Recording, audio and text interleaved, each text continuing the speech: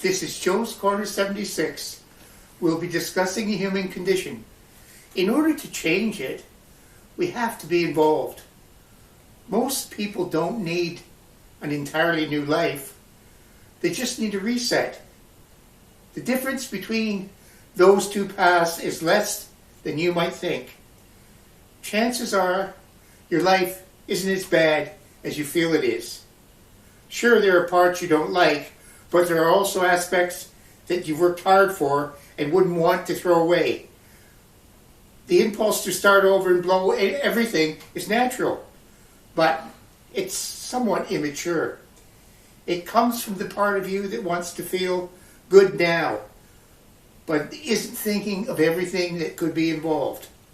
However, with a handful of resets, you could probably feel like you have a whole new life in different areas of your life because you aren't starting from scratch. It can happen pretty fast and painlessly. Doable life resets. By implementing these resets in your life within the next week, you'll most likely begin seeing big changes within a couple of weeks. Restart your environment. Start by decluttering one room in your house. Ideally a high traffic room, such as your kitchen or living room. You want to get the biggest bang for your buck. Especially look for friction points in the room, things that annoy you or slow you down. Stop and think of a solution that might create ease and flow. You'll find the right balance through experimentation. Decluttering one room is a great place to start because it provides tangible evidence that you can take action to change your life. Reset your time usage. I recommend physically tracking your time on paper for several days in a row. When you're done with it, look for two things. Areas where you're spending way more time or way less time than you expected. In the following week, you'll be tempted to change everything. But concentrate your energy on one decisive win instead. Block out 30 to 60 minutes period each day. Ideally, on the day you start to work on your target wins. Reset your inputs. We live in times of true information abundance. The problem is not finding interesting or useful things to take in, but rather filtering out all without overindulging. Just like eating too much healthy food, it can make you fat.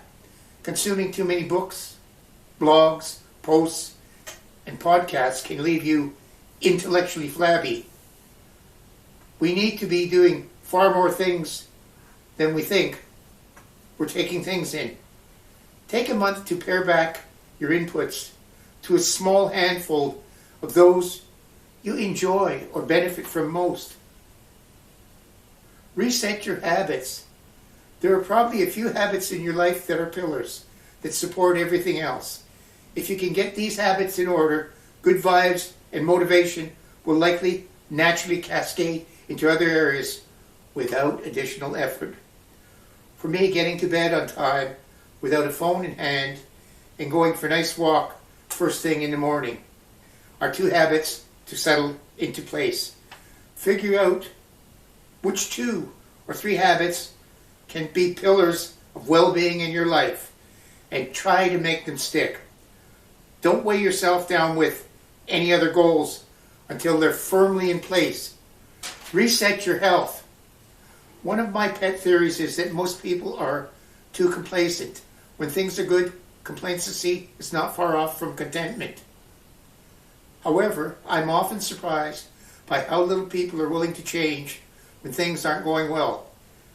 They might tweak a few things in their life, but they don't make big changes that might give them a real breakthrough. I recently made a huge change to my diet just to see what would happen, and it completely changed my baseline energy levels. I've seen with other friends how they radically altered their approach to exercise with similar benefits. My advice is to think bigger. You can follow me on Facebook, Instagram, YouTube at Joe's Corner 76 and X on JPhilosophy 76. You can hear me on YouTube, Apple, and Spotify at Joe's Corner 76. Please hit the subscribe button for my YouTube channel at Joe's Corner 76.